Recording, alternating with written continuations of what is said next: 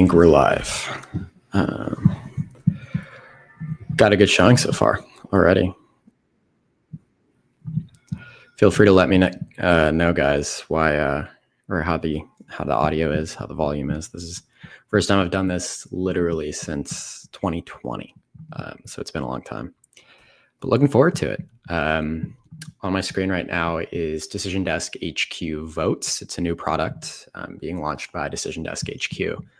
You can sign up for the waitlist by going to votes.decisiondeskhq.com. Super cool new features. You can live track their win probability model, projected vote share. You even have an integration of the prediction markets for every race. You can go back to 2021 to compare, 2021 governor race with 2025. You can create your own little watch list for all the exciting races we have in store here tonight. Yeah, I'm really excited. Hope you guys are as well. This will be my first time digging into this tool as well. So, forgive me for not maybe being the most affluent with it up to this point. But as you guys can see, we're already getting results out of Virginia. Obviously very, very early. One very cool thing that is in store here with the Decision Desk HQ product is that they have vote shares or vote goals, which essentially you can look at as like a target vote margin. So for example, in Bedford County, Winsome Earl Sears, the Republican, should be hitting about 57, R plus 57, that it would be the expected margin in an even race, essentially, if that makes sense. So if this race were exactly tied, Winsome Earl Sears would be winning Bedford County by 57 points. Right now, she's at about 63.5. So that would be an overperformance of 6.5 points relative to a baseline expectation in Bedford County. So that gives us a valuable tool to, look across a bunch of different counties, see how candidates are performing relative to expectation. And I know from personal experience with my days at Decision Desk, that is a key tool or a key metric that the race call team uses to call races, is to see, is a candidate overperforming consistently across a whole bunch of races or a whole bunch of counties, that is. And if so, that likely means they're on track to win statewide. Obviously, very early, as we know, all kinds of different vote types. So can't really take any of this at face value. As you can see, Earl Sears is already, hitting her vote goals in some counties, performing well above it in some, performing well below it in some. We don't know exactly what the mix is of early votes and absentee votes, which of course we expect to lean more Democratic than the election day vote. What really is an emergingly relevant metric is, of course, the prediction markets. As you can see, Kalshi has Spanberger at a 98% chance of winning. That is essentially a certainty at this point. Decision Desk HQ's own Pulse, which is essentially like their version of the New York Times Needle, that has Spanberger at 94%. With a projected vote share of 54.4%. Again, these numbers are going to keep updating as the night progresses based off of live vote counts, which is really awesome. So with each drop out of every precinct across all of Virginia, this forecast is going to update, which is really awesome. Going to give us a really good idea of where things are going, especially in this era, again, of uncertainty on election nights with, which types of votes we're looking at. Of course, happy to listen to any of your guys' comments. If you really want me to dig in on any of these races throughout the night, totally feel free to drop a comment. I'll try to get to as many of them as possible. I'm looking forward to it. There will be some silence throughout this, of course, but that's just me looking at the results at the same time as you guys. You can kind of look at this as like a watch along of some type, like we're watching a movie together. I've got the New York Times results page up as well. Of course, the big race of the night, in my opinion, the most, high profile, so to speak.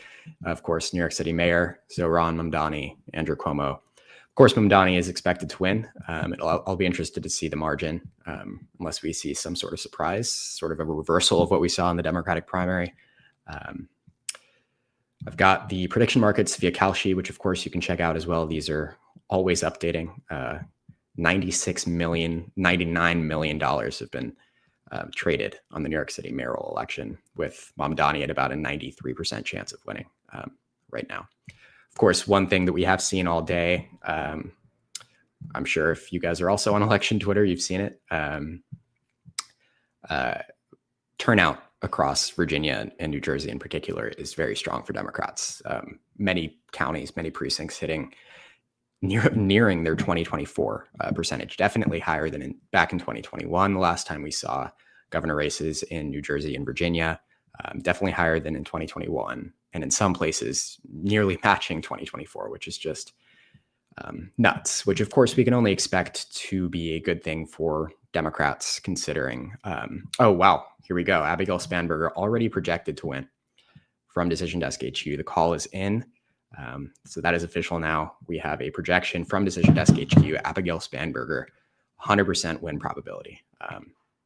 We had a feeling that this would be a very early call. This is coming in at 7:20 p.m., so about 20 minutes after polls close. Really a quick call made here. She's currently running with about 55% of the vote, with just only about 2% of the estimated vote in. This decision has been made. Prediction markets, of course, at the moment, we can pull it up. Virginia Gov.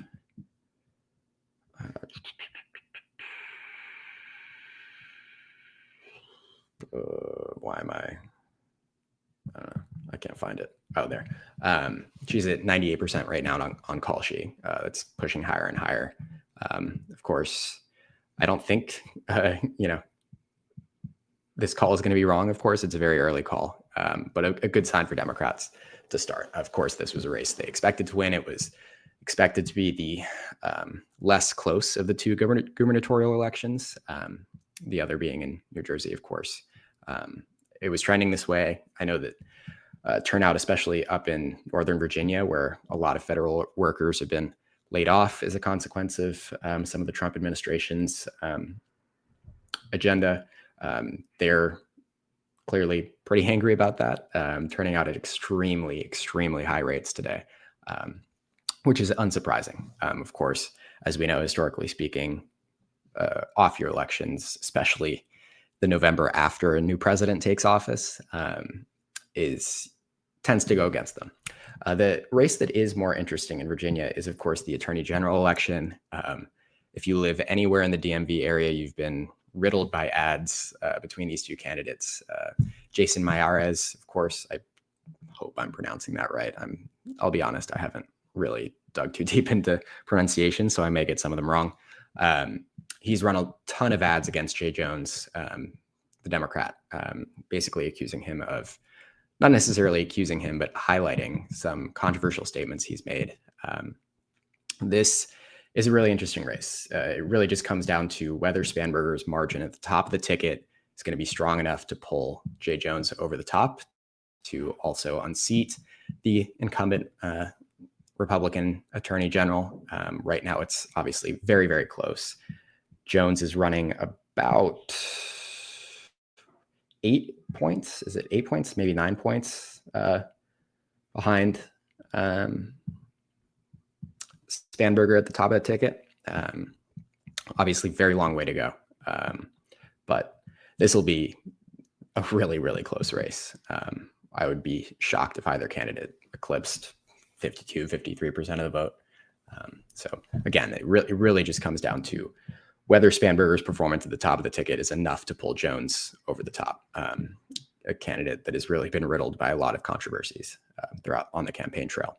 Right now, the Decision Desk HQ win probability has Miyares at 59%, but only projected to win about 50.6% of the vote. So really a coin flip at this point.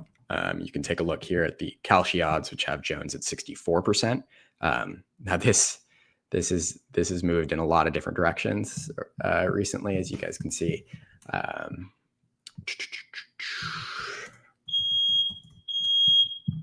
Oh.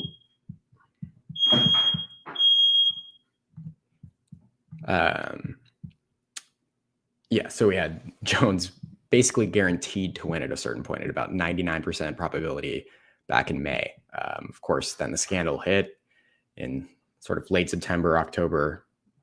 Mayares basically became a 3-4 favorite. And now, or at least heading into today, that was no longer the case. Jones became the favorite. Now it's back to about a 50-50 chance. This is about what we were expecting heading into tonight. Really, really close race. No idea what could happen here. Looking forward to it. Another thing to watch, a lot of House of Delegates races in Virginia. Of course, Democrats have a very, very narrow majority. They currently sit at 51 seats in the Virginia House of Delegates.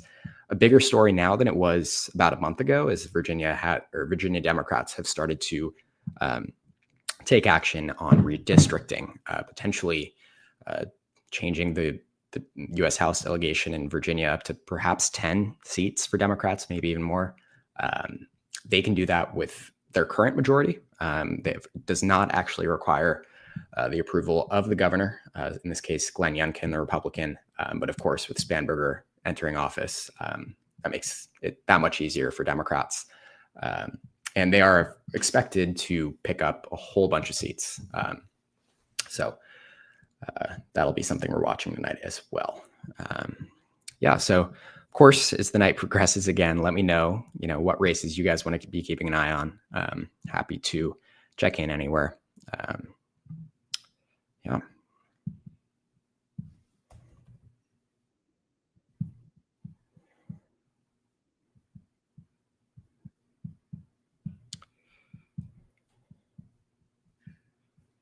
Apologies, of course, for the long moments of silence. I can't speak for however many hours straight. Polls close in California at 11 p.m. Eastern time. So we could be here a while, with obviously a couple of breaks. That's another race, of course, we're watching. Polls won't close for a while. Prop 50, the ballot measure in California, yes, is expected to pass. I think the polling average per DDHQ was hovering around 57-58% for yes, with about 10% undecided. It'll be interesting to see whether that percentage eclipses 60. I think that'll be a good benchmark. Heading into tonight for Democrats, of course, they were expected to win both governorships. That Prop 50 was expected to pass. That's not necessarily indicative of a good night for Democrats per se. I think that would be the expectation. I think the margins will really have a much more to say about sort of the direction of the country, the mood of the country, about the second Trump administration, of course. I think for Spanberger, it'll be, a good benchmark to think of, would maybe be 10 points. I think, in my opinion, if she can eclipse a 10-point margin of victory, that would be a positive sign for Democrats for sure. In Virginia, slightly closer, maybe 6 points. And for Prop 50, I'd say 60% is a good benchmark there.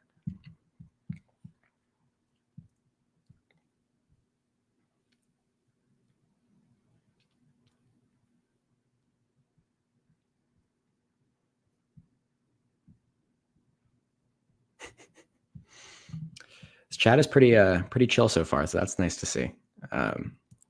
No bots, no crazies. I hope you guys are enjoying it.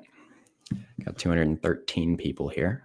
I imagine that'll pick up once the big race of the night, of course. The New York City mayor election comes up.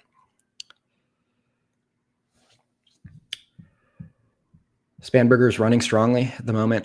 Vote share expectation is about 54.8%. So yeah, she's running right around that sort of 10-point margin. Of course, we remember you can pull up the 2020. And that's one thing. Another cool thing about this new product that Decision Desk HQ created is you can literally, I'm pretty sure they have something like 160,000 election results in here. It's really remarkable. Again, you guys can go to votes.decisiondeskhq.com, sign up for the wait list. I think they're planning to publicly launch it for the Texas primaries. Of course, that'll be a very interesting night. Cornyn, Paxton. Let's pull up the 2024 presidential election in Virginia. Just give me 1 second here. Pull up president. Yeah, so the 2024, or that is the primary. Apologies. No, I've lost it. Sorry, guys. This is also my first time using the tool, so I am all over the place. All right, so the general election. Looking at these numbers here, Spanberger, again, this is the Decision Desk HQ forecast based off of the results we have so far. She's tracking for about 54.8% of the vote, so running ahead of Kamala Harris's margin by about 2.7%, pushing 3 points. So that'll be good. A good sign for Democrats, that is. Obviously, you want to outperform the presidential margin from 2024 in what was a much less, or what should have been or should be a much less favorable environment when all is said and done.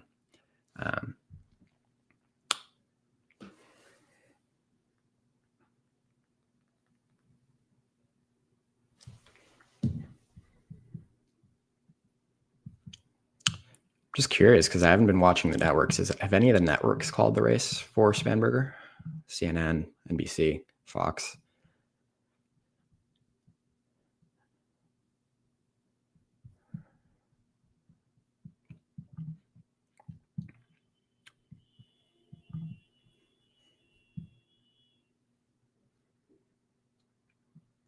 Just taking a look here. Where do we have the most amount of votes in at the moment?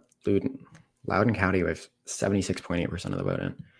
It's interesting. Spanberger is running quite a ways below her expected vote margin, or quite a ways above her expected vote margin. Sorry.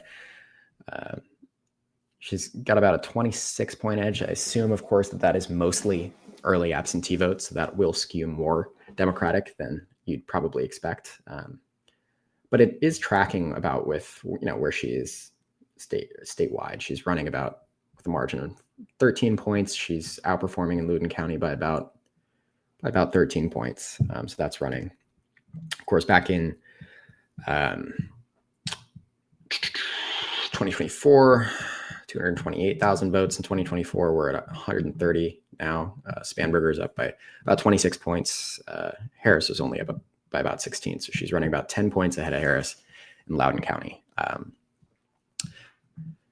Interesting is she's only, she's 13, 6 tracks. Appreciate it, man. Really do. You guys are, what keeps this possible. So thank you for that. TDHQ's Attorney General projection. They've got Mayares now in the lead with about a 65% chance of winning, with a projected vote share of 51%. So obviously still, better than a coin flip. It's interesting. Like these two, the forecasts seem to be kind of inverse so far at the start. Kalshi's got Jones at about 61% right now. This has been flipping back and forth pretty hard here. You can track this in the elections hub here. A lot to come tonight, obviously. Mamdani at 94% now. It's about as high as it's been since April.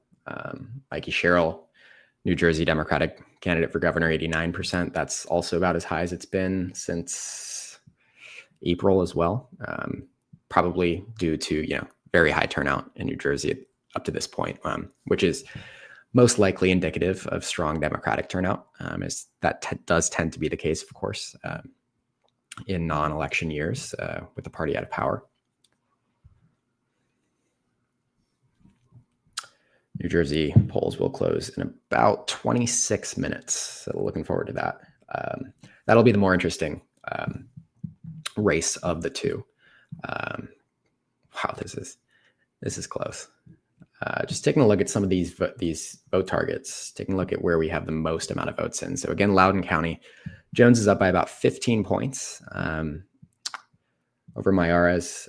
That is, he's outpacing his expectation by about 2.5 points here, according to again, so these vote goals, right? So the Decision Desk HQ's target is what they call it, target vote margin. This is what they expect would be the margin based off of their model in an even race. So if this race were exactly tied, they expect Jay Jones to win Loudoun County by 12.8 points. Right now, he's up by 15.4 points. So that's a difference of D plus 2.6. So we've got, 76% of the vote in, 80% of the vote in. An update there. He's now up by about 2.7. So still tracking above that expectation. I'd imagine most of what we have left here, that 20% or so, will be election day vote. So that's going to be interesting to see, whether this does indeed track above where he's expected to be. Chesterfield County, he's about 5 points up on his vote goal.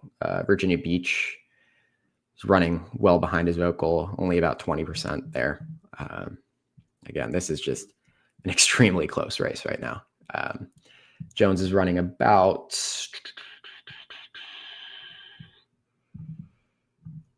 Wow, Spanberger is really pumping up that margin right now. 17.2, 8.6. My math is not the fastest by any means. It's about 9 point overperformance. Is there hope for Mayaris? There definitely is. According to Decision Desk HQ, he's actually favored with about a 71% chance. It's better than a 2 and 3 chance with a projected vote share of 51.4%. The prediction markets, I don't believe, agree. I haven't checked on this in a second here. Virginia Attorney General. Yeah, they have Jay Jones at about a 60% chance. So Decision Desk HQ in the prediction markets at odds. But I mean, this is basically a coin flip at this point. Long way to go still. Still only about 17% of the vote in at this point.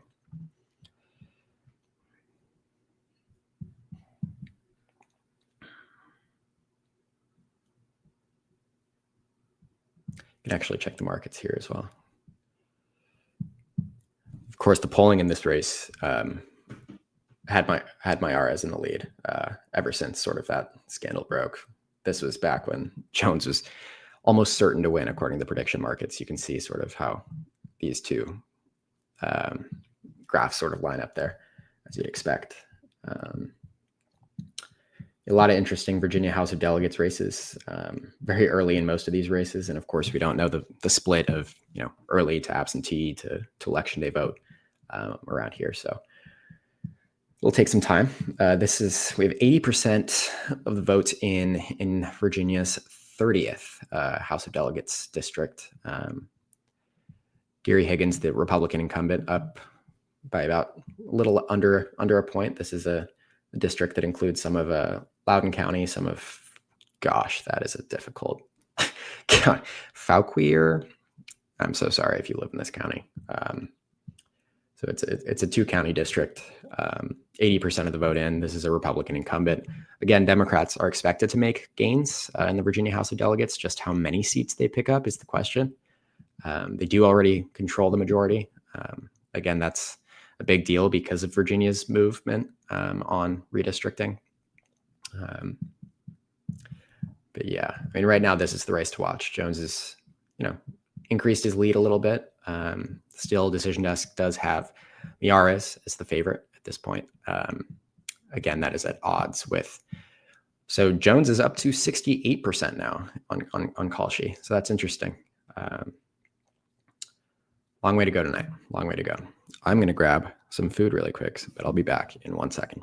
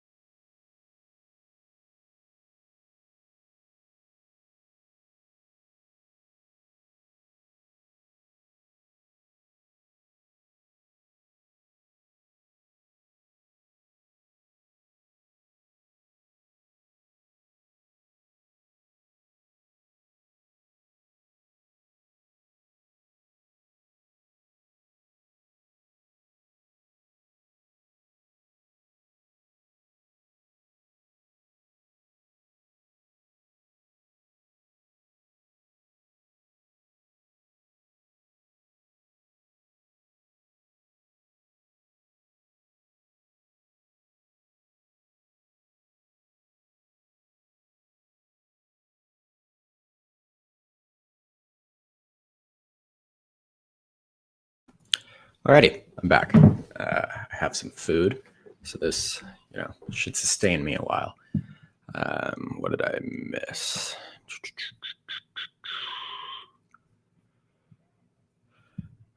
Do you think Fateh will beat Frey in Minneapolis again? I'm so sorry about my pronunciation of names. Yeah, it's a race I'm watching very, very closely. Here it is. Yeah, so Kalashi has Frey at about 84%. I'd say that probably aligns with my priors here. I'd say Frey is favored, but an upset it definitely isn't out of the question, which would have, I think surprised a few people about a couple months ago. Taking a look here again, Attorney General race, 22% of the vote in, Jones up by about 7 points. He's now favored to win, according to Decision Desk HQ's forecasting model, at about a 67% chance of winning. That's about a 2 in 3 chance with a 50.7% vote share. Still a ways to go, for sure.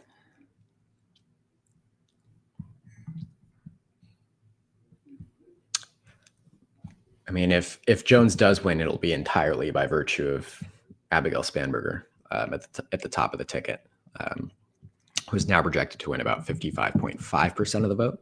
So that's tracking for an 11-point margin, nearly double the margin of Kamala Harris's presidential victory margin just last November.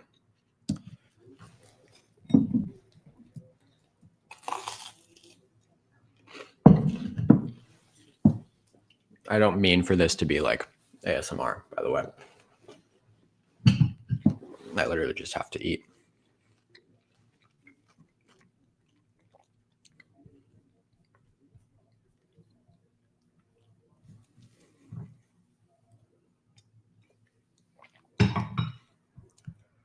Spanberger's crushing it for sure. I mean, I think it was pretty clear from the moment that she announced that she was heavily favored to win that election, barring something incredible happening. And she certainly is performing well. I don't think, I think Winsome Earl-Sears had the potential to be a well above average candidate. I don't think she really ended up being one, just based off of her performance on the campaign trail. Spanberger was always an above average candidate, a proven winner in a swing House district. Definitely a proven ability to win cross-party votes. And, obviously in what is expected to be a very blue environment tonight, she was always going to be very heavily favored to win.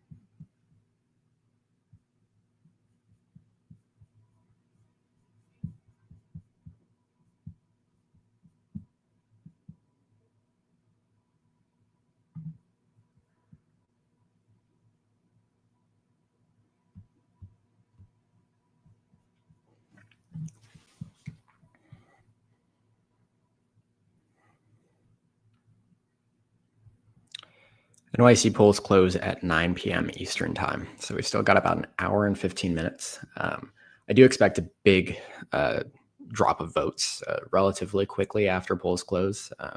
And with that drop, we could very easily see a call for Mamdani, assuming what we've seen in the early voting and election day voting so far today. He's certainly on track to win that race. Really, the question is by what margin? So looking forward to that.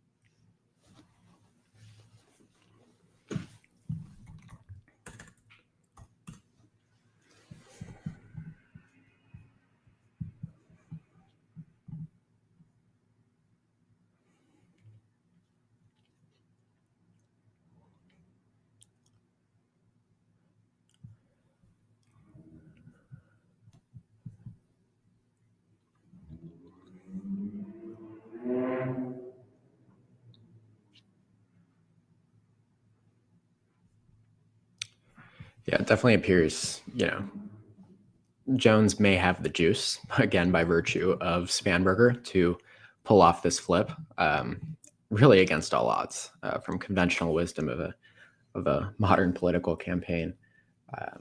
He's running about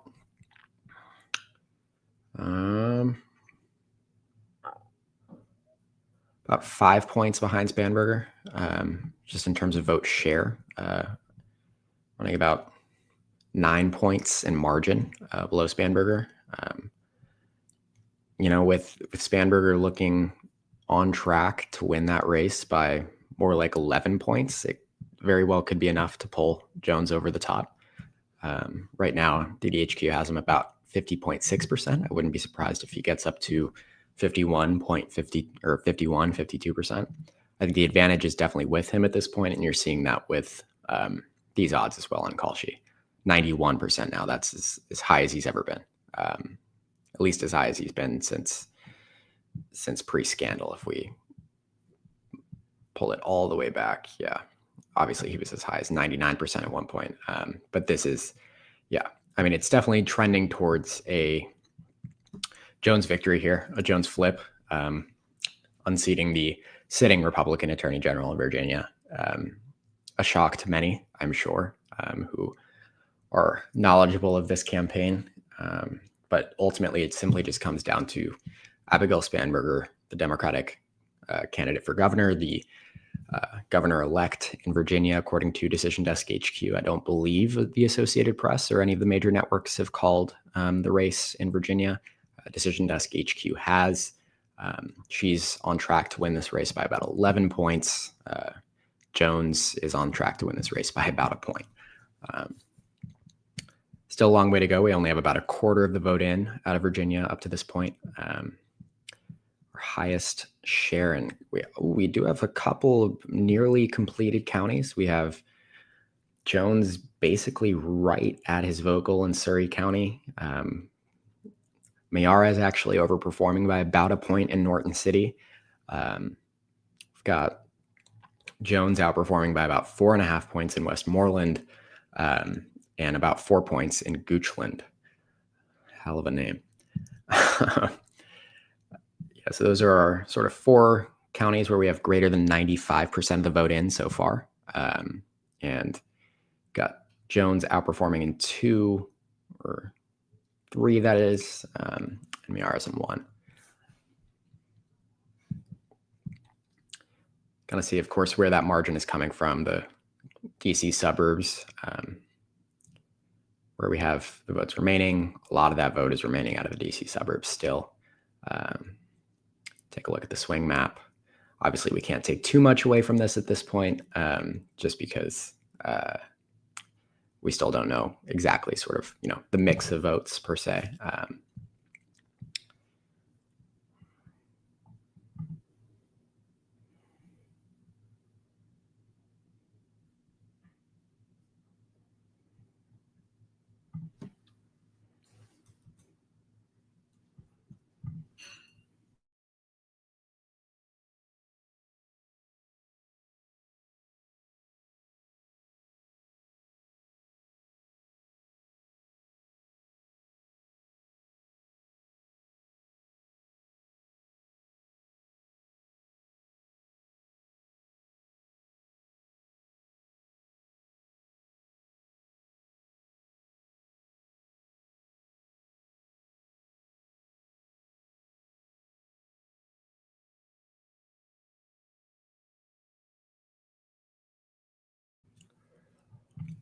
We're about 8 minutes out now from polls closing in New Jersey.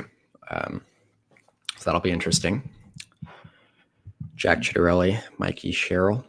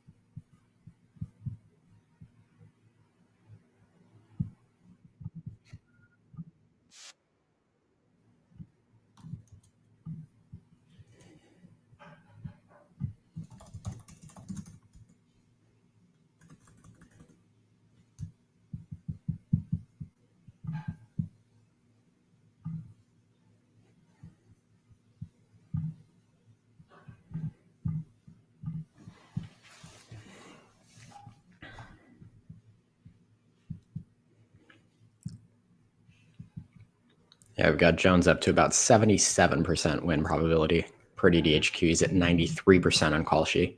It's highest he's been since the scandal hit.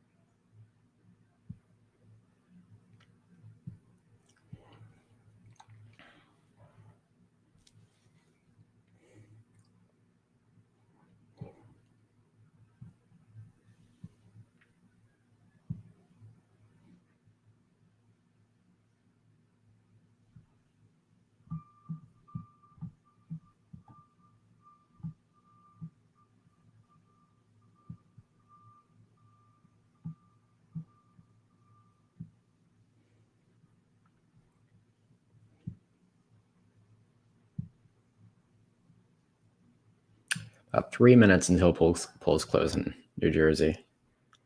Polls will also be closing in the 3 Supreme Court justice retention elections in Pennsylvania. That court is currently split 5-2 in favor of Democrats. You've got 3 Democrats currently are about to learn whether they are going to retain their seats in Pennsylvania. That's something to watch, of course. We've also got polls closing in Texas, U.S. House 18. This is a solid D district, but with I'm always like, wow, how many candidates are running in this election? Very likely to head to a runoff that will be held sometime next year. And chances are that seat will then be filled for a very short amount of time before Texas's new obviously, they redrew their map. This district is not what it used to be come 2026, and it will probably be flipped in favor of Republicans. It's a district that Kamala Harris carried by nearly 40 points in 2024. It's simply not competitive at the presidential level. Several Democrats, though, Amanda Edwards, Jolanda Jones, Christian Menefee, all vying for the seat.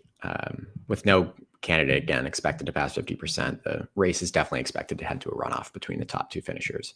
We don't know when that runoff will be held, again, but we will see. That's just one of the races closing at 8 p.m.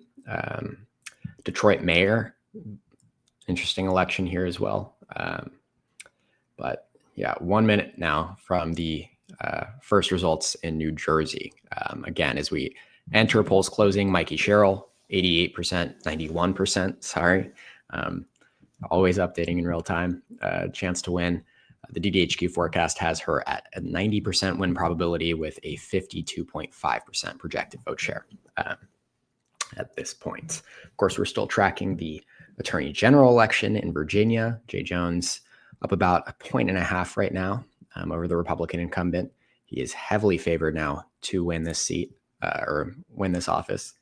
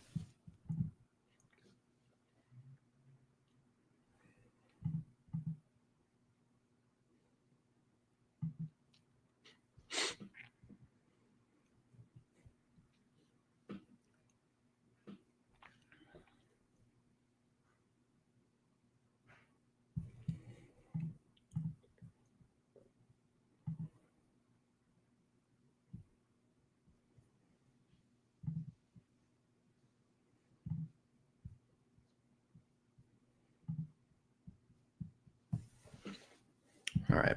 Polls have closed in New Jersey now. We're still awaiting sort of that first vote drop. An hour out from New York City mayoral elections or results.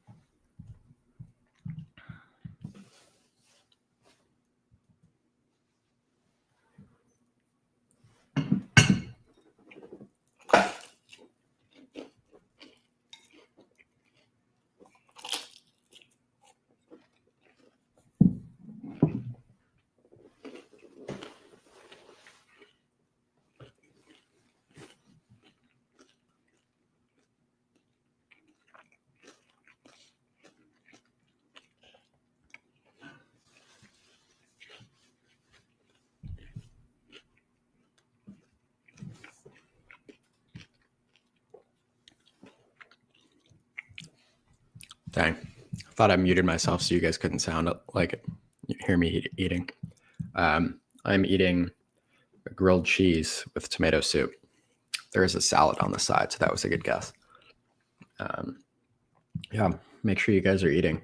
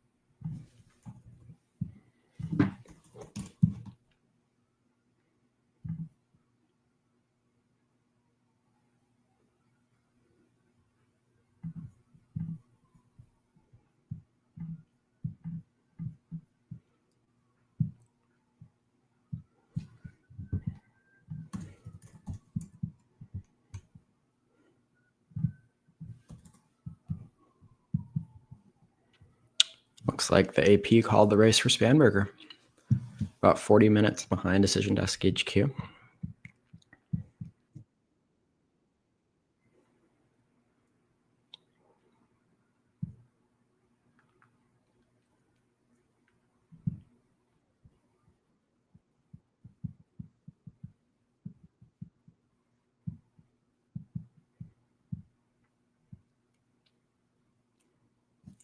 Do you hear my heartbeat? No, I think that's just me pressing things on my laptop. Yeah.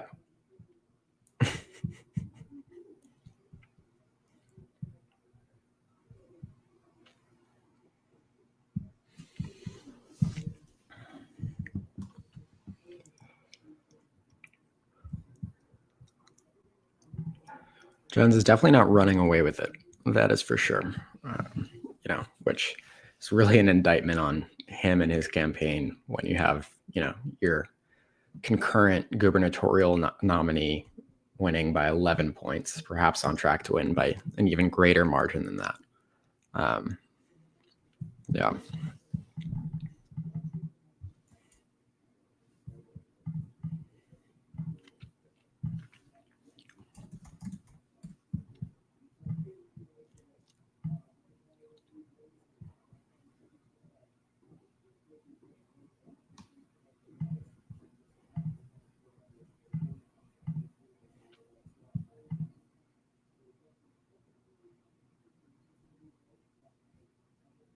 Got votes in New Jersey. All right, let's take a look here. Essex County, Ocean County, Gloucester. how do these track with the vote targets? So we've got Cheryl performing about 16 points above where she needs to be in Hudson County. Obviously a good sign there. I anticipate most of these results that have just dropped were earlier absentee ballots, which of course we expect to skew heavily Democratic, more so than the election day vote, that is. She's running about 12 points ahead of where she should be in Ocean County, 12 points ahead of where she should be in Essex, and 54 points ahead of where she should be in Gloucester. Again, definitely the early vote, which we expect to lean way more Democratic. I expect each of these vote targets to push closer to these lines once we get election day vote in out of these counties. But certainly not a bad early performance for Cheryl by any means.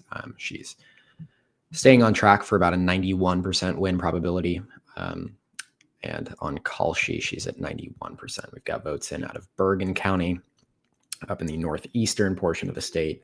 Where's that tracking with where she should be? It's tracking right at her expected margin in Bergen County.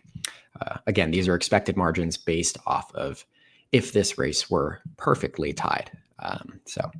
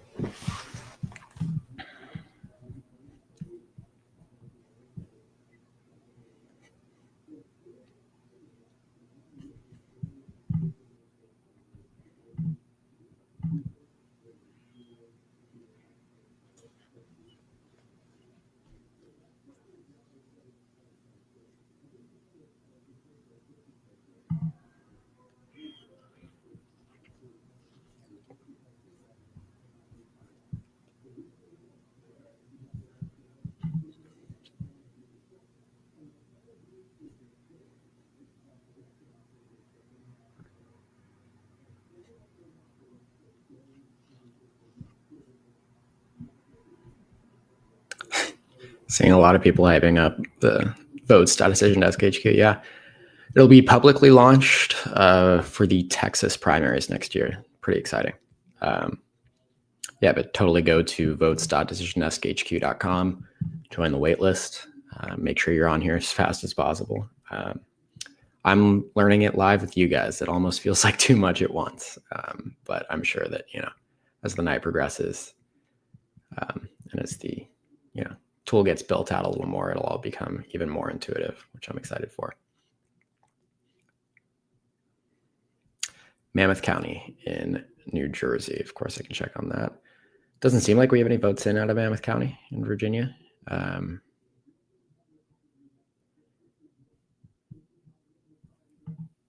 York City results will be coming in at 9 p.m.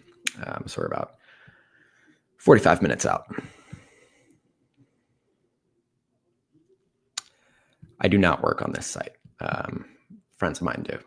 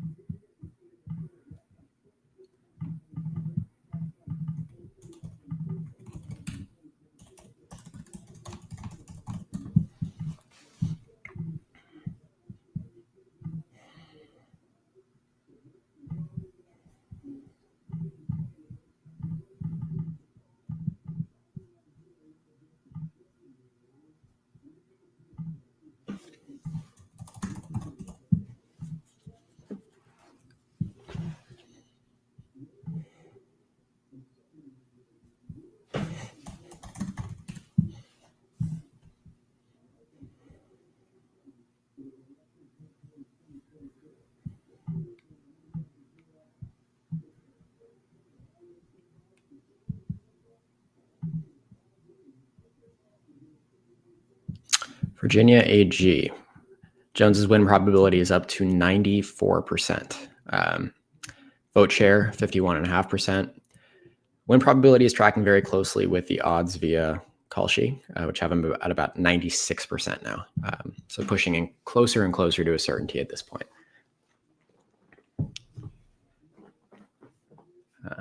Again, I don't think it's outlandish to say that this is entirely driven by the margin that Abigail Spanberger is winning by in the gubernatorial election.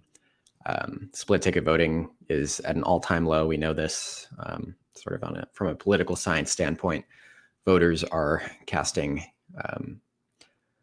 more and more party line votes as they head to the ballot box, and that is clearly pushing Jones over the edge. A candidate that was marred by controversy on the campaign trail is underperforming Spanberger by about nine points in the margin, and that is still going to be likely enough for him to win this election, which is just remarkable.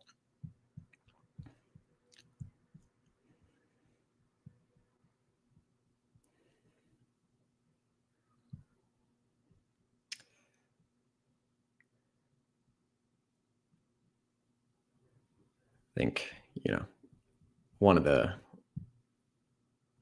fallouts of this election in particular is going to just be the intense backlash against the Trump administration in the DC suburbs, Loudoun, Fairfax, Prince William, Arlington, Alexandria.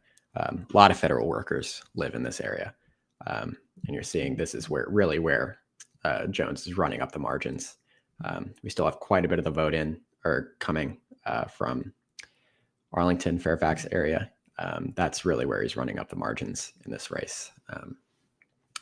We are seeing some precincts surpassing their 2024 turnout totals, which is just remarkable for an off-year election, not even a midterm, an off-year election. DDHQ has called the race for Mikey Sherrill. Wow, that was also fast. The Spanberger call came in 20 minutes after polls closed, and the Sherrill call comes about 16 minutes after polls closed. That's very quick. Wow, I'm surprised. Sherrill appears to be on track per the DDHQ model to win this race by about 8 points. that's a very strong margin. Again, the polling average had her lead coming into tonight at about 4 points. Yeah, wow. Yeah, her lead was, and narrowing entering election night. There was some positive momentum, I think, for the Chitterelli campaign up until today, again, where we just saw crazy turnout in Virginia and New Jersey for these Democratic gubernatorial candidates. Wow, with 18% of the vote in, Cheryl, the projected winner, according to DDHQ.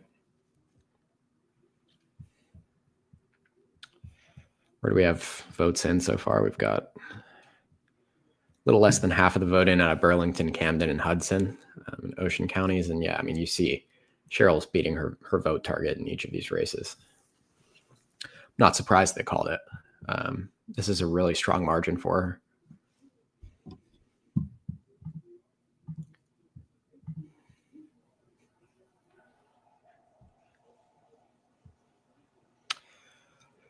Yeah, I'm seeing some comments. Is it a blue wave? I think it's still too early to tell. Like I said, sort of at the top of this live, it would be easy to just cast this as a blue wave with two Democratic wins and then two of the highest profile races of the night. But these were expected wins. These are blue states. Kamala Harris won Virginia by about 6 points in 2024. She won New Jersey by a nearly identical margin. That was a less favorable environment, to say the least, for Democrats. So again, these were expected victories. History tells us off-year elections, Democrats perform, or the party out of power, in this case, Democrats, expected to perform very well. That just always tends to be the case. The margins will really have a lot to say. I think, from what we're seeing early on in Virginia, 11-point margin for Spanberger. She's tracking for about that same margin once all the votes are counted, according to DDHQ. That's a strong margin. It's nearly doubling Kamala Harris's margin from just last November. I think that was probably right around where we would have expected her to be in what you'd consider a blue wave. I think we're sort of teetering on the edge. It might be like a blue tide at this point. If Mikey Sherrill manages to win by a similar margin, say 10 points, pushing 10 points, I think then you could probably get closer to, the category blue wave. But we've got some time. I think the biggest news for Democrats up to this point is that Jay Jones does appear very likely to get pulled over the finish line by Spanberger. So California Prop 50 will tell us a lot about, I think, the mood in California. We know that turnout there is very strong for Democrats. Another expected victory for the Democratic campaign in that race, that being the yes, of course, to allow California to redistrict prior to the 2026 midterms. Margin there will be key. I think in the same vein that Spanberger, a 10-point margin was probably a good benchmark to be considered a good night for Democrats. I think in California, maybe a 20-point margin. Kamala Harris, we're kind of in most of these races comparing sort of the margin to Kamala Harris's from about a year ago. Of course, you'd want to be running well ahead of Kamala Harris's margins, given she lost that race. But yeah, I think we still have a long way to go before we can make any, sweeping assessments, that is, about blue wave per se.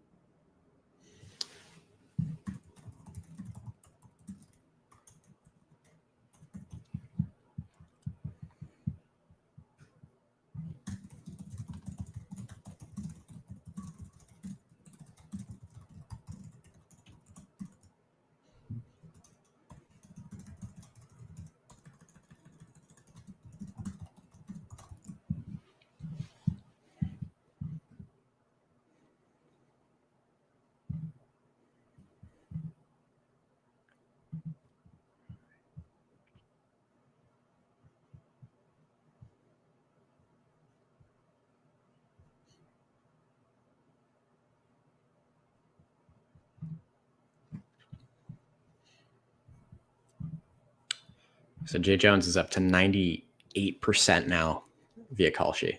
You could really, I mean, you could trade for him for 99 cents.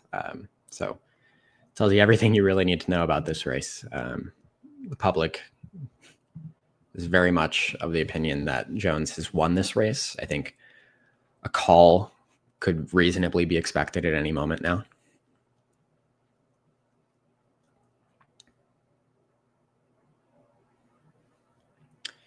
I think that's a good point. You know, I think the blue wave was expected per se, or at least a blue tide, that is. Perhaps, with a blue wave being expected, a great night for Democrats would be like a blue hurricane. A good night for Republicans would be, maybe a blue tide, a blue something. I don't know what the right synonym is for that. Reasonably speaking, even a good night for Republicans, they probably wouldn't have expected to win Virginia governor. They would have hoped to win this attorney general election. New Jersey governor, maybe they would have had a shot. But, I think it's too early to call it a good night in either direction at this point.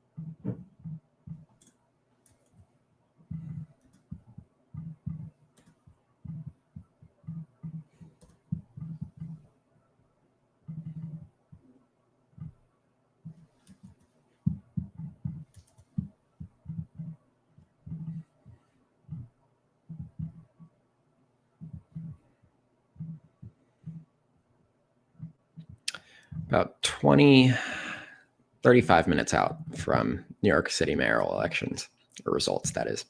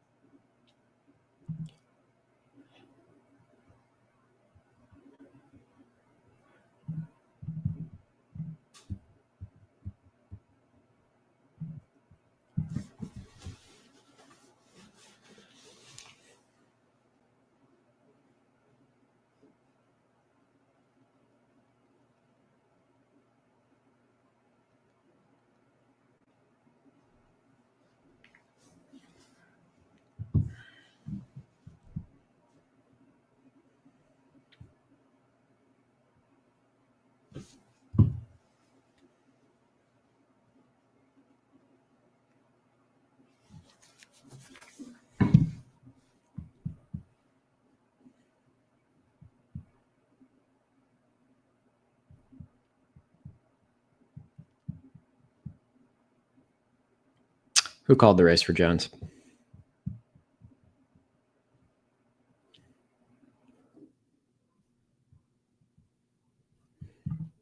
Oh, wow. There it is. So DDHQ has called the race for Jones.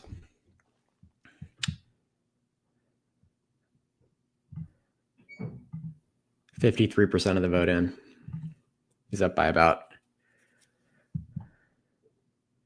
2.5 points, tracking for a margin slightly greater than that once all the votes are counted. Again, simply just a reflection of a very strong margin in the Virginia gubernatorial election.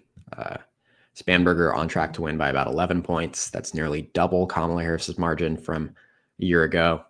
We're looking at about a 3-point victory margin for Jones, which is a polling beat, to say the least. Miyares had led by about 2.5 points, maybe say 2 points entering tonight, according to the DDHQ polling average.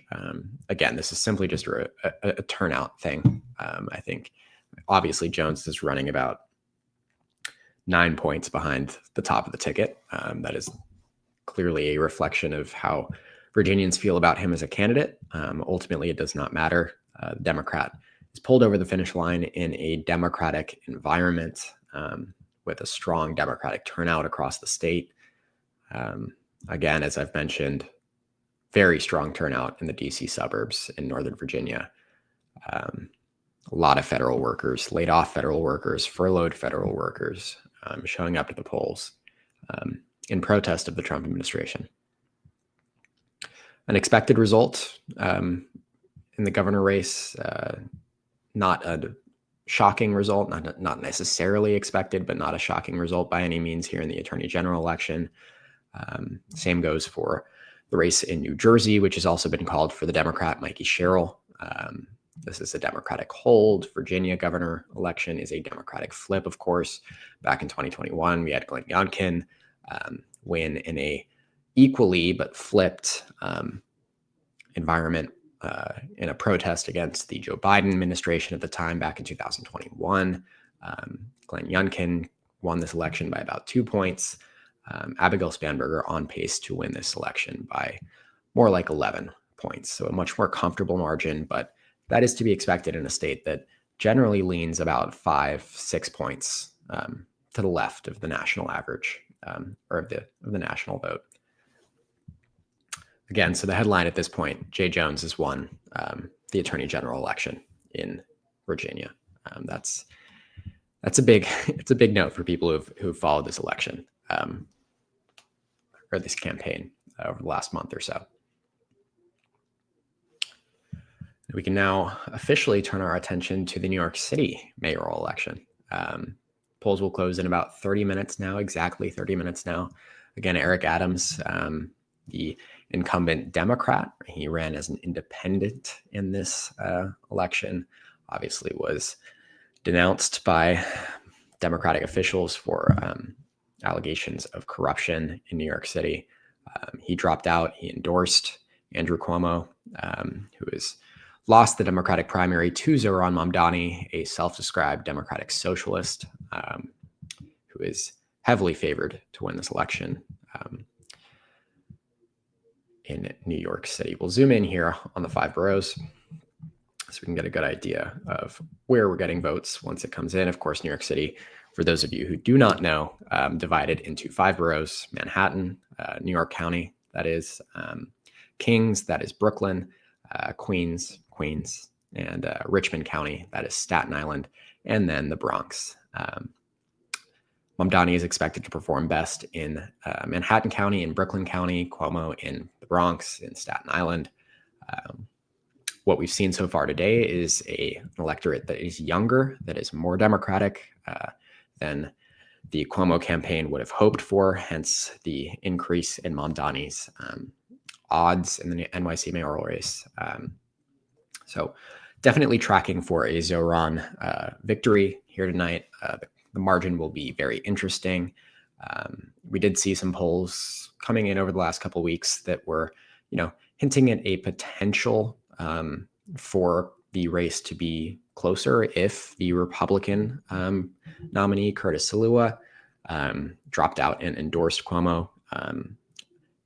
There was potential for a one-on-one contest between Mamdani and perhaps a more moderate Democrat, perhaps a center-right Republican to beat Mamdani. That wasn't the case. Sliwa and Cuomo are both tracking for about 20 to 30% of the vote. They're splitting the anti-Mamdani vote, allowing for Zohran to almost certainly become the next mayor of New York City, even if he doesn't win with a majority of the vote. It very well could be the case that he wins with 45, 46% of the vote. So that will be something to watch. Does he hit 50%?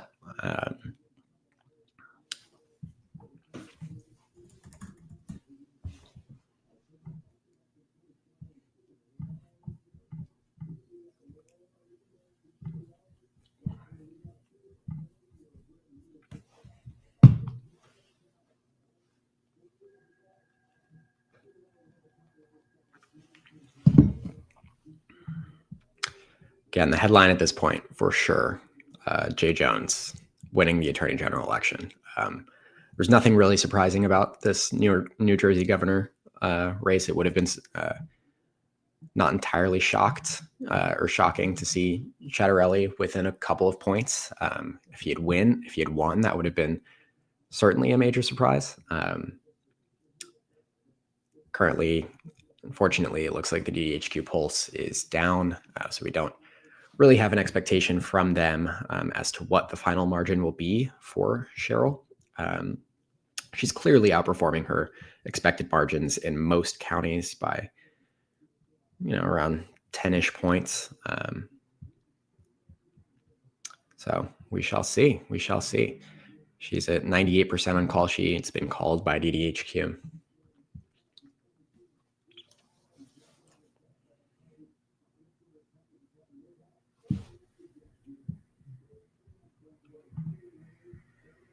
Yeah, we can certainly follow Texas and Maine propositions. Do you have any particular ones in mind that you want to take a look at? Taking a look here at, wow. Yeah, so this Texas House race is shaping up just about as expected. We're definitely heading for a runoff election here. This is a solid D district. Kamala Harris won it by nearly 40 points in 2024, so we certainly expect a Democrat to hold this race. Unfortunately, they will not be able to fill this seat any earlier than sometime next year, whenever the runoff election is held. It's looking like it's tracking towards a Democrat versus Democrat runoff election between Christian Menefee and Amanda Edwards. One of those two will inevitably fill this seat for Democrats. And again, whoever does end up filling that seat won't have it for that long, as this district has been redistricted by the Republican-led Texas legislature. And so come 2026, November of 2026, literally a year from now, this seat will likely flip in favor of Republicans.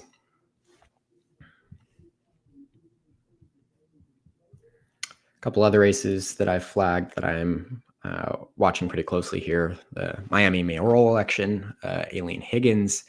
This is technically a nonpartisan primary. Emilio Gonzalez is one of, sort of few clear frontrunners in this crowded race. He has the endorsement of Governor Ron DeSantis and Senator Rick Scott. He's running in second place right now. Aileen Higgins is the leader. No candidate is likely to hit 50% of the vote. Hence, another expected runoff here, as is always the case in such crowded fields. A couple more races we're following at the moment. All these Pennsylvania Supreme Court justice elections. Oops, what happened there?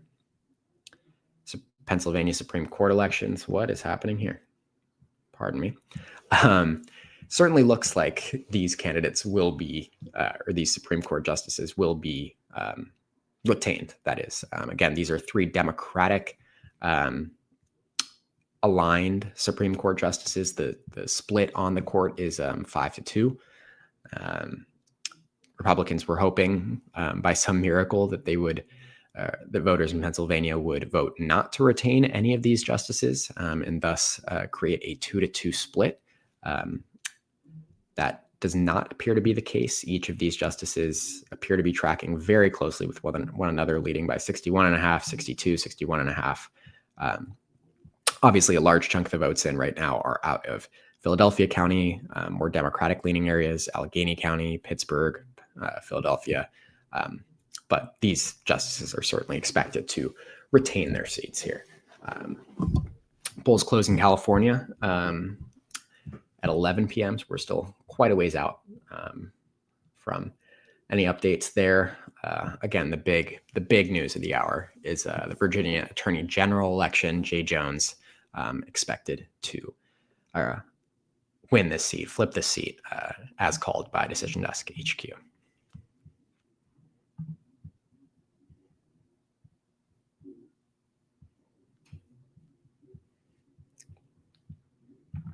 I appreciate it, man. I am actually German, so a little bit of homage there.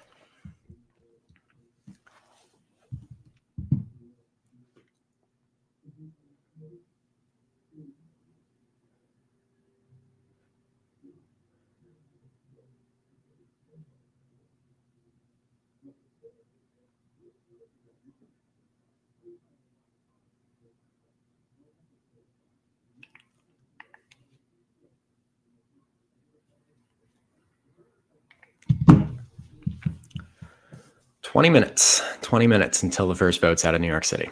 Exciting to see.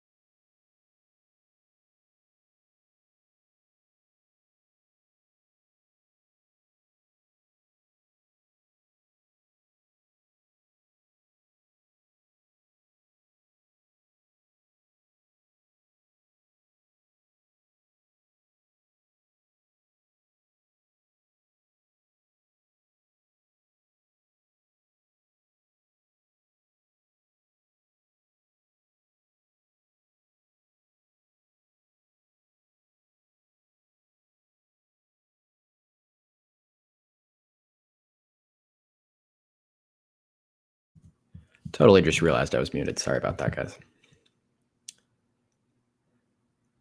I was just talking about this margin in the Georgia Public Service Commissioner race.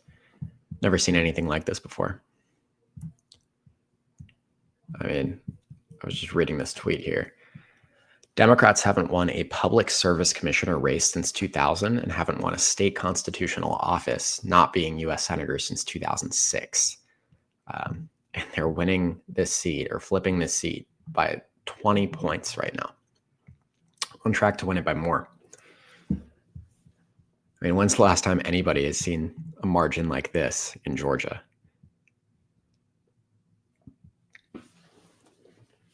Definitely a good sign for John Ossoff next year, to say the least. Although I would have expected him to win that or hold that seat, regardless of the outcome here. Obviously, nobody knows what the environment will look like a year from now. We know what the environment looks like tonight, and it certainly appears to be a at least moderate blue wave.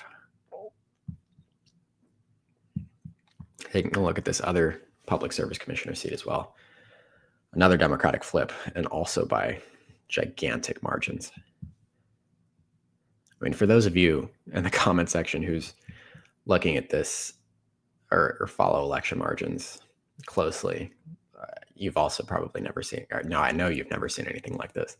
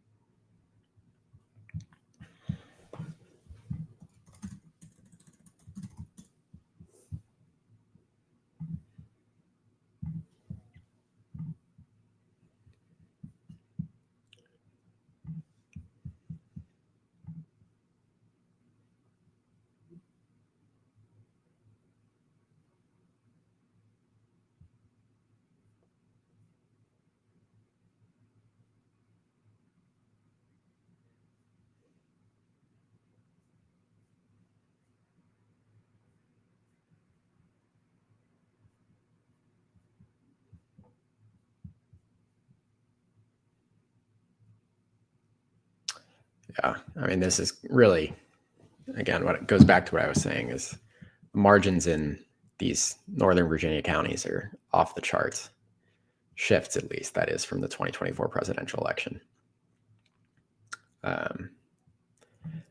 Definitely an aspect of, federal workers impacted even before the shutdown, just turning out at very, very high rates in protest of the Trump administration.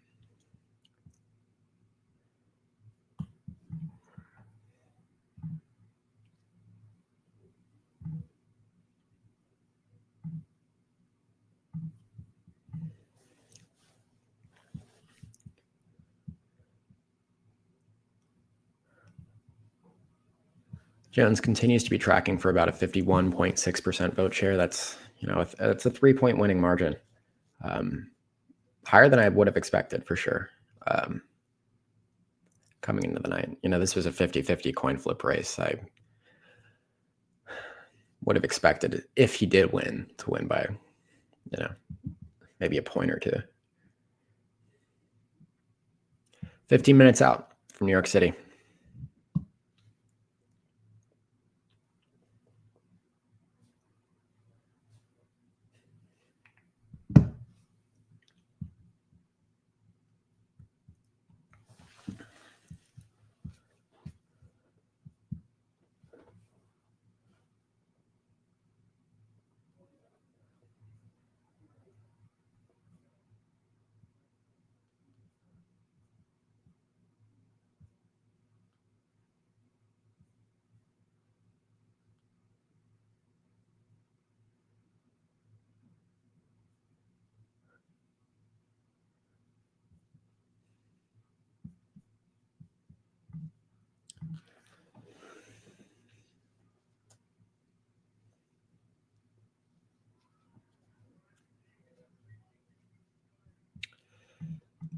Yeah, I think this is right.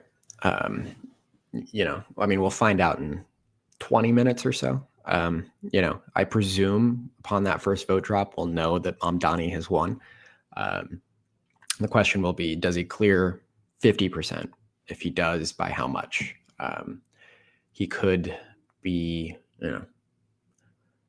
has a New York City mayor ever won with less than 50%? I would have to imagine so. I can't imagine him being the first New York City mayor to win with less than 50% of the vote. It certainly won't, get him, strong approval ratings from the get-go. I don't think he's going to enjoy a honeymoon phase by any means, entering with only about 50% support within his own city. Granted, being a mayor of a blue city or a big city anywhere in the country is probably the most difficult job in the world in terms of actually keeping an approval rating up. So, as a measure of success for his impending mayorship, if he can somehow manage to keep his approval rating above 30 or 40%, that would be a big win relative to many of his peers across the country. But yeah, a lot to be seen, and it'll all start in about 20 minutes.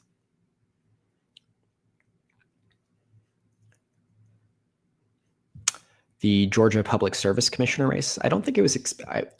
I'll admittedly say, I had no prior knowledge about this election coming into tonight. I doubt that it was unexpected for the Democrat to win because of how big these margins are. But I think based off of, my scrolling over Twitter, it certainly doesn't seem like anyone expected the Democrats to be winning by these ginormous margins. At the very least, it's been a very, very long time since we've seen Democrats put up margins like these in Georgia. Obviously, Georgia is more competitive now than it has been in 20 years. So there's some permission structure, for lack of a better term, for a Democrat to perform this well. Obviously in a blue environment. But yeah, it's still shocking nonetheless.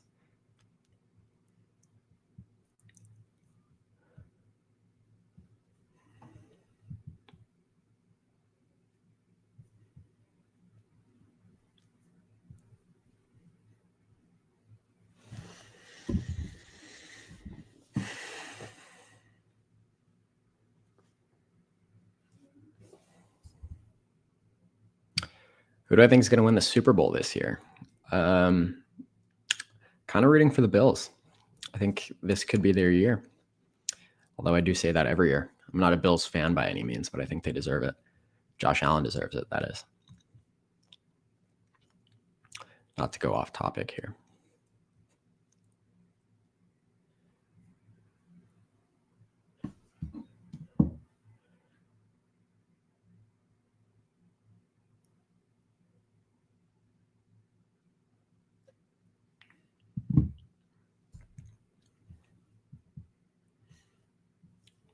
Ten minutes.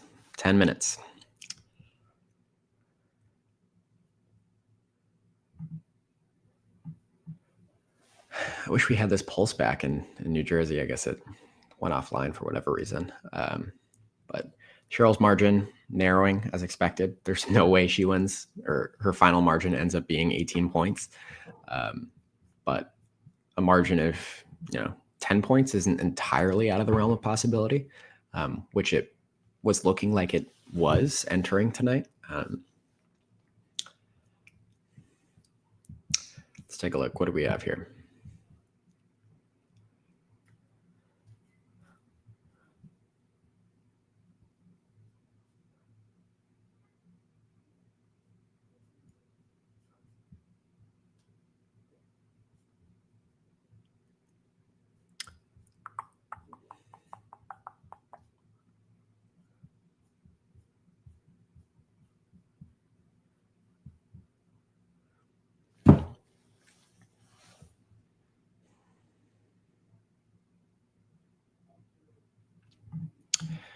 Do I think Susan Collins survives in 2026? I think this will be her most difficult reelection yet. I think it's not going to be anything like 2020, where we saw the Democrat leading in the polls by large margins, and then suddenly she wins.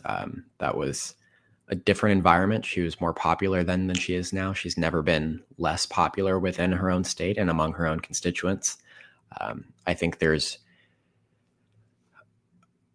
conversely, a good chance that Democrats fumble with their nomination pick. I think both Plattner and Mills have concerns. Mills being, I think, 80 years old come election day. Plattner having, a whole list of issues, baggage following him into that primary. I think it would be wise for Democrats to let that be a primary. I'm generally speaking, principally not in favor of like national party leadership weighing in on primaries before voters get their say. There's nothing wrong with endorsing candidates, but I think there's definitely some fishiness going on with national Democrats sort of trying to tank Plattner's campaign. I think it'd be wise for Democrats to just allow voters to figure it out and see who ends up taking on Collins. I think it'll probably be the bluest environment she's ever ran in, and it will be the least popular she'll ever be unless something dramatic happens over the next year in terms of her personal approval rating. Maine is a blue state. I'd expect even in an even environment, a generic Democrat to beat a generic Republican by 5-6 points. And I expect 2026 to be a blue environment, say D+3 to D+4. You'd have to have Collins overperform by 9-10 points. It's not out of the realm of possibility by any means. She's done that before. But if Mills wins the primary and ends up just sort of staying the course, I think she'd be favored.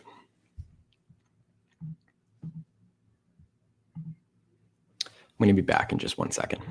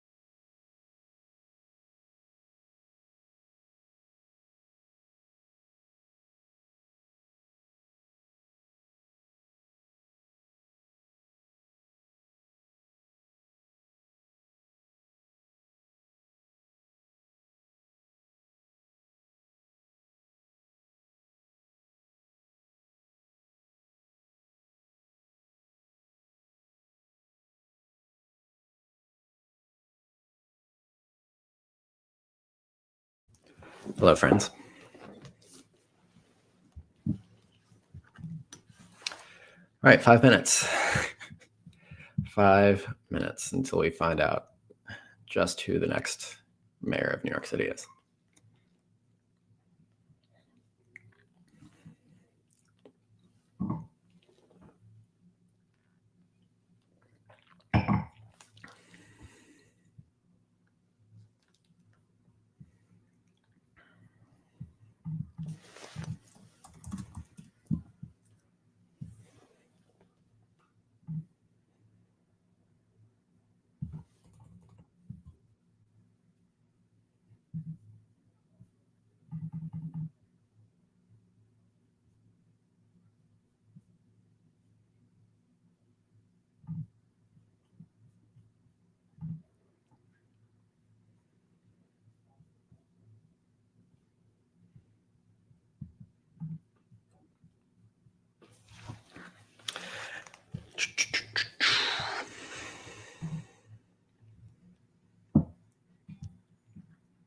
Yeah, so the New Jersey margin has dropped to about 15 points. I'd expect that to continue dropping. Not exactly sure what a realistic final margin is at this point. Maybe 8 points. I think in a better scenario for Democrats, the closer to 10 from, I think maybe the 6 to 10 point range is probably like my 90% confidence interval from where this margin ends up once all the votes are counted. But we will see. We will see.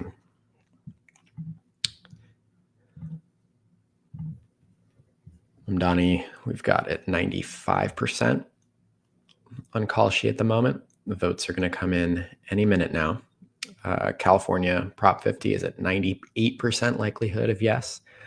Again, not a surprise there.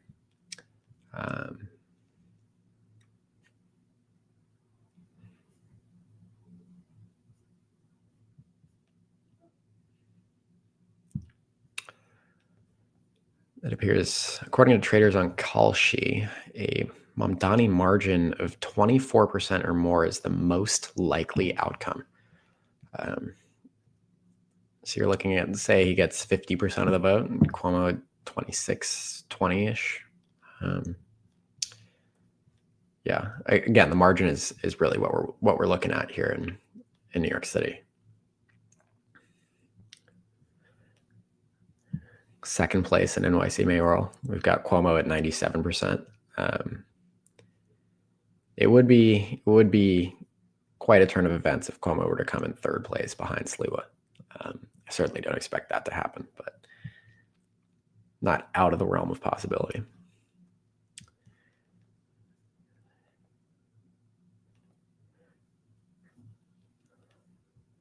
Cuomo is expected to win around, looks like 30 to 40%, 70% chance of it being within, 30 to 40%.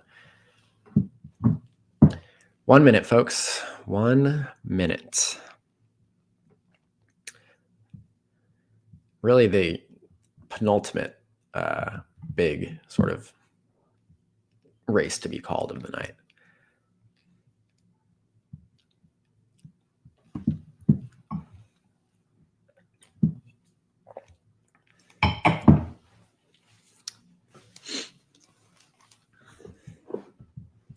Again, heading into tonight, Mamdani was polling at about 44.4%, Cuomo at 33.7%, Sliwa at 18%. One of the fallouts of this campaign, or discussion points that is going to be, had Sliwa dropped out and endorsed Cuomo earlier in the campaign, would Cuomo have beaten Mamdani one-on-one? There will be questions about that. He certainly would have had a better chance than he does right now. Again, we're just moments away now from the first polls closing in New York City, or the polls closing in New York City and the first vote drop coming in any moment now. So exciting stuff. I do expect, I believe, based off prior voting patterns, there to be a pretty significant drop when the first vote does come in. Obviously, a large chunk of New York City votes by mail or votes early. Those votes will have already been counted. Or many of those votes will have already been counted. So certainly looking forward to it. Previous headlines of the night, Mikey Sherrill leading by about 14 points over Jack Ciattarelli at the moment, with 40% of the vote in. Let's see, where do we have the most amount of vote in? Monmouth, Ocean. We've got Sherrill running about 11.5 points above her, an even projection in Monmouth County, 8 points above an Ocean. So I think that's a pretty realistic sort of interval for where you'd expect this margin to end up being by night's end between Monmouth and Ocean County. You've got maybe an 8 to 12 point margin, maybe a little lower once all the votes are counted. But that just gives you a good indication with 73% in out of Monmouth, 70% in out of Ocean. We're looking at a potentially 8 to 12, maybe 6 to 12 point margin for Mikey Sherrill at this point. Come on. I'm impatient. Really, I mean, to me, the biggest news of the night, maybe not to the most amount of people, just because, this is a relatively low profile election in terms of actual consequence. Jay Jones flipping the attorney general seat in Virginia. that is as per DDHQ, is projected to finish with about 52% of the vote. That would be about a 4-point margin. Of course, Jones was marred by several controversies on the campaign trail, the subject of numerous attack ads by the incumbent Jason Miyares, but ultimately just the incredible margin that Abigail Spanberger was able to build up here in Virginia, tracking for about a 14-point victory. That's more than double Kamala Harris's margin from last November.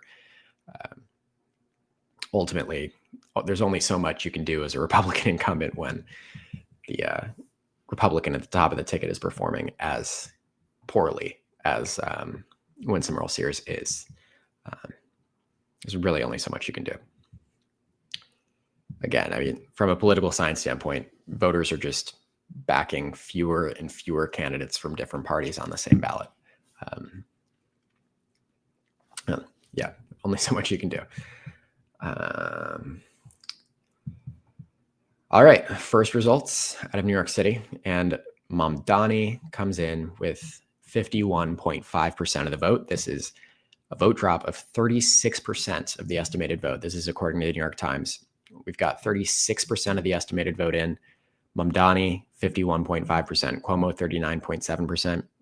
Narrower than you might expect. Of course, we don't know exactly the mix of votes here. Sliwa, 8%. Certainly indicative that many potential Sliwa voters ultimately at the ballot box have gone in favor of Andrew Cuomo. That is a recipe for success for his campaign. It's sort of one of the many, many pillars that he needed to go his way in order to pull off the upset here. We're certainly seeing, relative to the polling that is, Sliwa's tracking at about 18% coming into tonight. He's performing about 10 points worse. Cuomo is tracking at about 34%. He's performing about 5 points better. Certainly looks like a lot of Sliwa voters ultimately sucked it up and voted for Andrew Cuomo as the lesser of two evils between the two frontrunners, of course, Zohran Mamdani and Andrew Cuomo. Again, this is just one big batch of votes. We've got Cuomo leading by about 24 points in Staten Island. Mamdani up 8 points in Manhattan. Mamdani up 14 points in the Bronx. Mamdani up 10 points in Queens, and up 26 points in Brooklyn. As far as the probabilities go, Mamdani at 97%. That's about a point better than he did, or where he was at entering that first vote drop. So not a lot of movement there. A pretty reasonably expected drop of votes there as we zoom in here using the tool. Again, we've got a pretty even amount of the vote in out of all these, out of the major New York counties. Highest vote share so far coming in out of Manhattan, 41% of the vote in there. Again, we definitely want to compare these results here to New York City mayor primary results. Cuomo or Mamdani there finished with 43.5%, Cuomo at 36.4%. Right now we're looking at 51.7% for Mamdani, 39.8% for Cuomo. Mamdani's margins, now this is where we really want to look at. By county in New York, he led Cuomo by about 5 points in Manhattan in the primary. And in Brooklyn, he led by about 17 points. Right now we're looking at about an 8-point lead for Mamdani in Manhattan and a 26-point lead for Mamdani in Brooklyn. So certainly tracking towards an expected Mamdani victory, maybe not by as wide of a margin as his campaign may have hoped for, but certainly not underperforming by any means.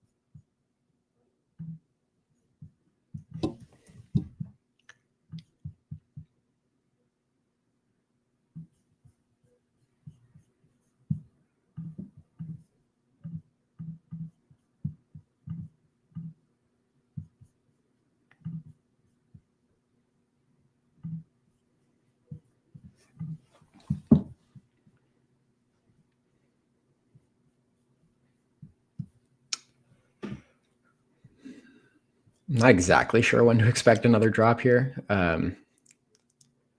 Do I believe Jack has a shot in New Jersey? No.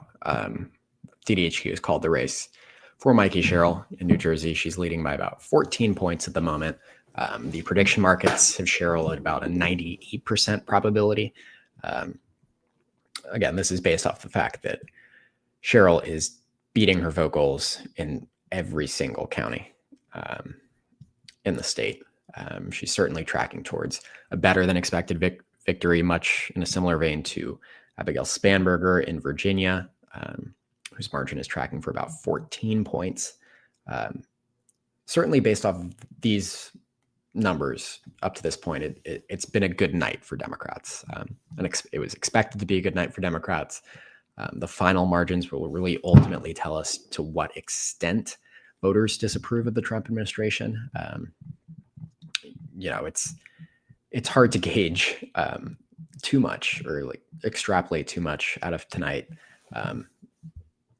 considering most of the competitive elections that people were watching were in races that would have been expected to go Democratic, even in a neutral environment.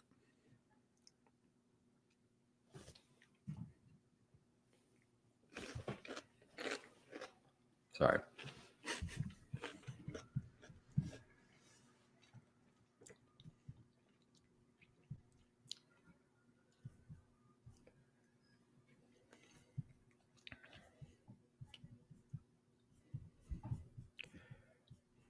If we were to zoom in here a little bit further on NYC mayor.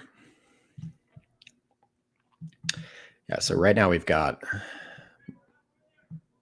Mamdani up 26 in Brooklyn, 8 in Manhattan, 10 in Queens, 14 in the Bronx, and Cuomo putting up significant margins in Staten Island. No surprise. Staten Island is by far the most conservative borough in New York City, the only conservative borough in New York City. Taking a look at the results by neighborhood so far. Zooming in here. Obviously, as you can see, Cuomo performing very well in Staten Island. Underperforming in the Bronx relative to what you'd expect.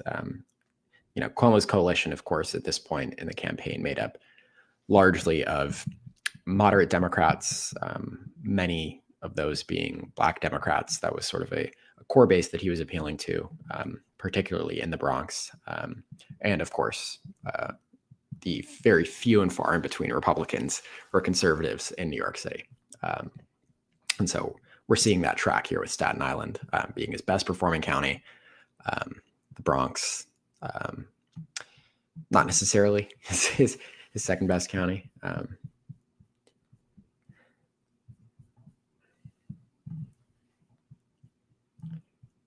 Yeah, so Decision Desk HQ is called the race, the New York race for New York City mayor for Zohran Mamdani.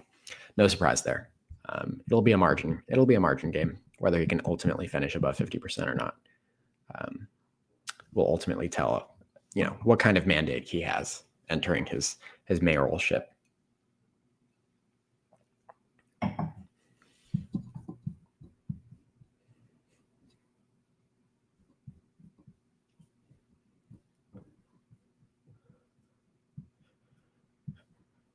That pretty much does it for most of the things I wanted to cover tonight. We're just about to hit a 2-hour timestamp on this live stream. Obviously, the other big race yet to be called tonight and yet to see results out of is this California Proposition 50, the congressional redistricting amendment. No real suspense here. Certainly expect yes to pass.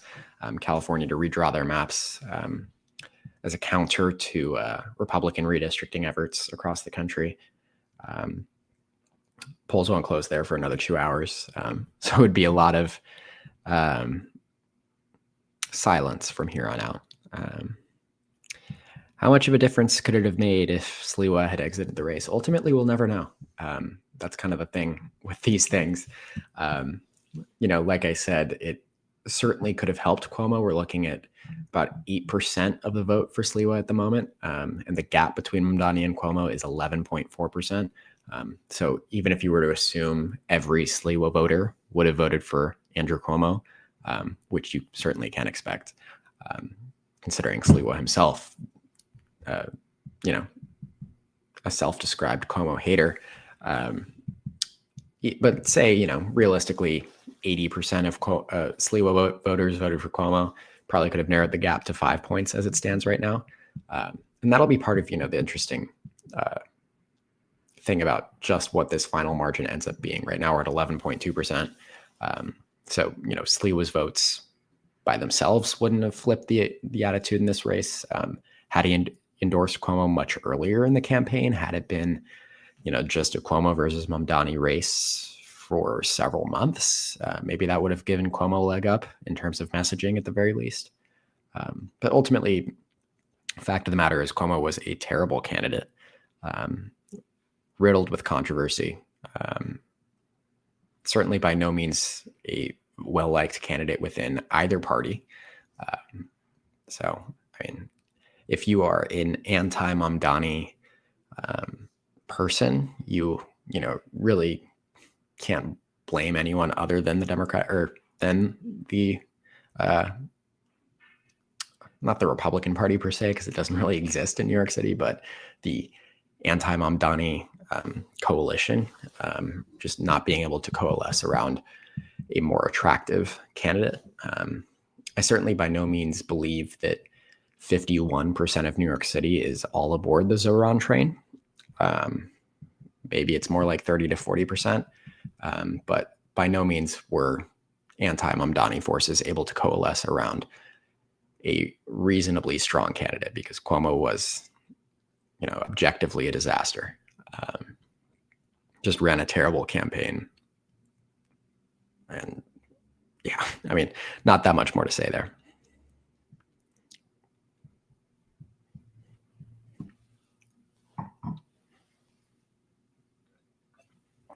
All right, we have hit 2 hours. I think that might be it for me tonight, unless, of course, you guys have anything else that you want to check in on. Pretty much all the major elections at this point have been called. We're looking at New Jersey governor. We're looking at Virginia attorney general. To me, this is the biggest news of the night. Jay Jones unseating Jason Miyares as attorney general in Virginia, riding the wave in Virginia, largely driven by federal workers living in and around the DC suburbs in Northern Virginia. This is where much of the Democratic margin came from, whether that was an effect of the layoffs earlier on in the Trump administration, or an effect of the shutdown over the last month or so, certainly had an impact. We were seeing incredible turnout margins in many precincts in Fairfax and Loudoun and Arlington and Alexandria, many precincts even surpassing their 2024 turnout. So certainly a good night for Democrats, by no stretch of the imagination. Whether or not it is a great night for Democrats, I think still remains to be seen. We're still looking at final margins in a lot of races. We still have about 25% of the vote to go in Virginia. Abigail Spanberger tracking for about a 14-point margin, according to DDHQ. She's sitting at around 12.5 points right now. Anywhere between that is certainly a wonderful performance for Abigail Spanberger. Truly a strong campaign that she ran, a strong recruit for Democrats from the get-go, a proven moderate who was able to win cross-party votes in her swing House district, and that has translated here into what is shaping up to be a better than double the margin of Kamala Harris from 4 years ago. In New Jersey, a lot more of the vote left to come, about 50% of the vote still out there, a lot of it coming from all across the state, really. The county that we have the most out of are Ocean, Gloucester, Monmouth, Cape May. We see Cheryl outperforming expectations by about 9.5, 11, 15.5, 6, tracking for most likely about an 8-point victory once all the votes are counted. Another strong performance, certainly, given that she was coming into tonight polling about 5 points ahead of Chattarelli. So certainly a strong performance for Cheryl as well. In New York City, Mamdani tracking for about a 10-point lead at the moment. It certainly, I guess, we'll have to take a look here actually at the call sheet odds for Mamdani's margin. That was, to me, the most interesting thing. And let's take a look here. It appears that the most likely final margin of victory according to call sheet odds is about 18 to 21% for Mamdani. Certainly seems like the interval is anywhere between 10 to 20% is the most likely outcome in New York City mayor.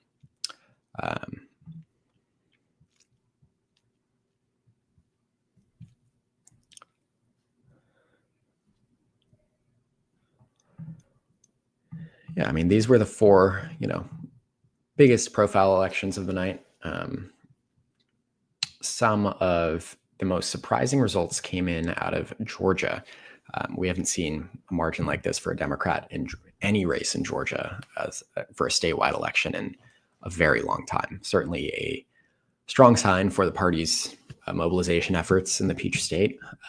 It's been, many years now of Georgia slowly trending left, and this is certainly a good sign for Democrats come 2026. Obviously, a very notable U.S. Senate election there next November, with Jon Ossoff looking to hold his seat. He'll be favored to do that. He was favored coming into tonight, and he'll be even more heavily favored after tonight. These are just incredible numbers for Democrats in Georgia. You got a public service commissioner race where Democrat is unseating the Republican incumbent by 20 points with 92% of the vote in. So tracking for about a 20-point victory. That's just an incredible performance for Democrats. In Pennsylvania, we saw a couple of retention elections for Supreme Court justices. All three of these Supreme Court justice elections are certainly expected to favor the incumbents, the Democratic incumbents. All three are Democrats or Democratic aligned Supreme Court justices. All three are expected to retain their seats. And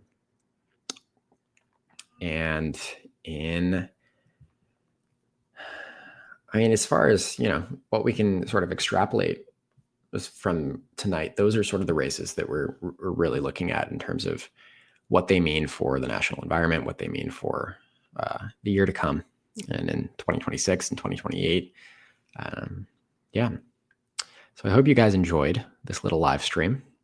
I certainly did. It was a very chill sort of atmosphere, I hope. But I appreciate you guys joining, and make sure to subscribe to the channel. Stay tuned, as I have a whole lot of 2026 midterms content coming up for you guys. Thanks so much. Keep looking at the results. A lot more to come. If you want to check out this new product from Decision Desk HQ, to go to votes.decisiondeskhq.com, sign up for the waitlist to get access to it as soon as possible.